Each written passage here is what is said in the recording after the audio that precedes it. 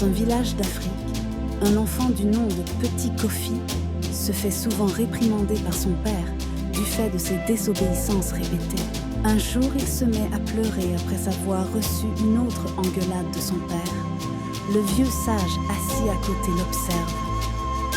Le vieux sage, voyant l'enfant toujours en pleurs, s'approche de lui et le calme en lui disant « Viens, Petit Kofi, que je te raconte l'histoire de Mineta. » Petit Kofi se calme et s'assit en face du vieux sage.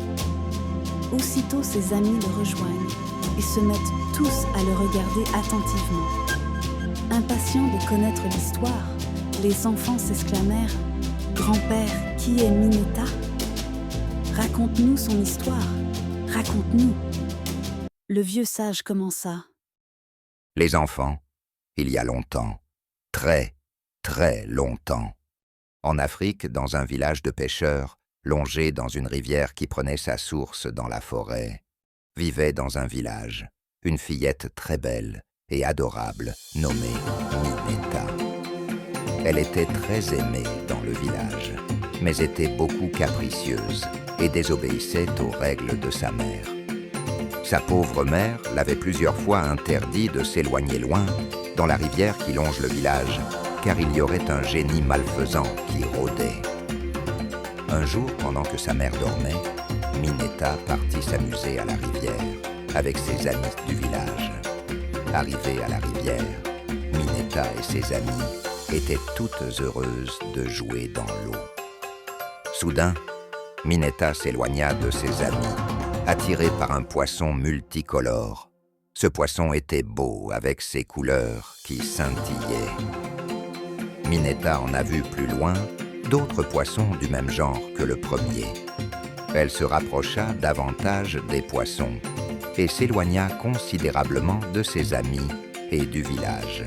Sans le savoir, Mineta était maintenant loin de ses amis. Et soudain, le génie de l'eau se présenta à la fillette sous la forme d'un immense monstre menaçant. Les amis de la fillette, affolés d'apercevoir au loin un grand monstre qui menaçait leur ami, coururent avertir le village. Le monstre prit Mineta, la mit dans une pirogue et l'amena loin, très loin du village, dans la pénombre. La pauvre fillette Mineta se mit à pleurer en s'exprimant ainsi. « Ô mère, si je t'avais écouté, je ne serais pas ici loin de ma famille, loin de mes amis, loin de mon village. » Le village et la mère, sous le choc, coururent à la recherche de leur fille, leur tendre et chère fille, Mineta. Après plusieurs jours de recherches infructueuses, tout le village était dans le désarroi. Mineta était toujours en larmes, tandis que la pirogue s'enfonça dans une mangrove sombre, silencieuse, et le génie changeait constamment de forme. « Ô mère, si je t'avais écouté, je ne serais pas ici loin de ma famille, loin de mes amis, loin de mon village. » Un instant d'après, un singe surgit de la forêt, en entendant les pleurs de Mineta face au monstre.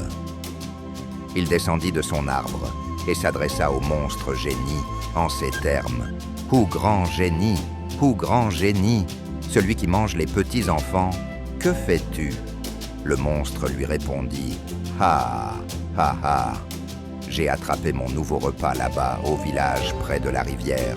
Ha, ha, ha. » Le singe s'exclama « Ô grand génie, je savais que tu étais grand. Je suis très impressionné par ta grandeur. Quelle récompense veux-tu que je t'offre, car je suis un singe magicien ?» Et le monstre lui répondit « Ha ha, ha ha, je sais. Alors donne-moi une grosse montre, celle des humains modernes. Ha ha ha. Si tu ne la trouves pas, je vous mangerai tous les deux à la fois. Ha ha ha. » Le singe rétorqua « Ouh, grand génie, ce cadeau est rare et difficile à trouver.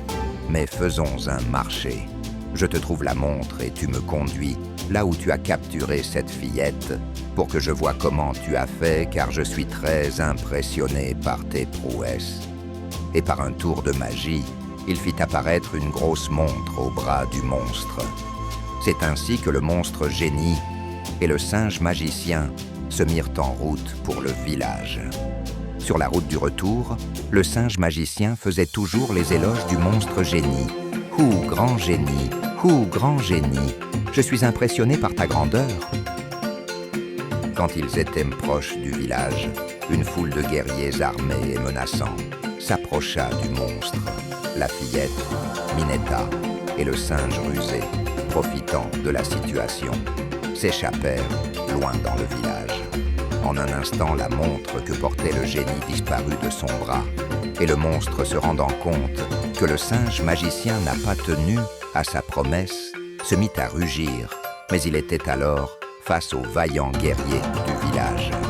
Un combat épique se déclencha entre le monstre génie et les guerriers du village. Le monstre, gravement blessé et épuisé, s'enfuirent loin dans la forêt.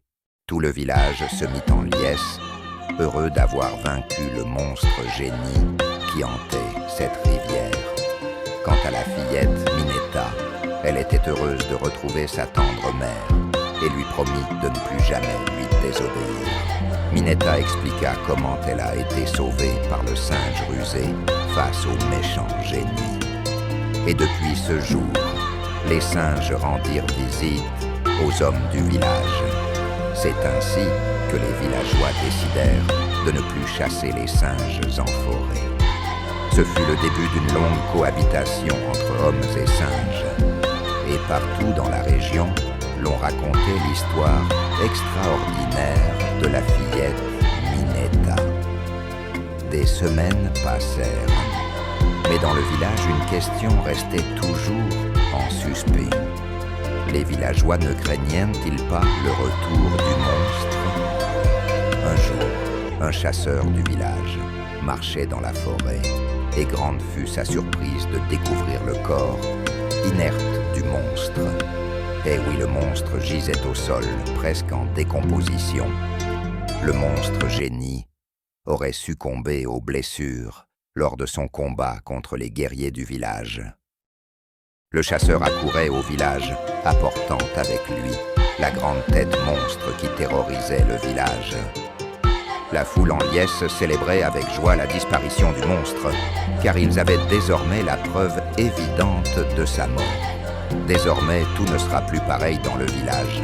Les habitants ne seront plus hantés par la présence du génie monstre malfaisant et étaient dans l'assurance qu'aucune autre personne ne subira la même histoire qu'a vécu la fillette.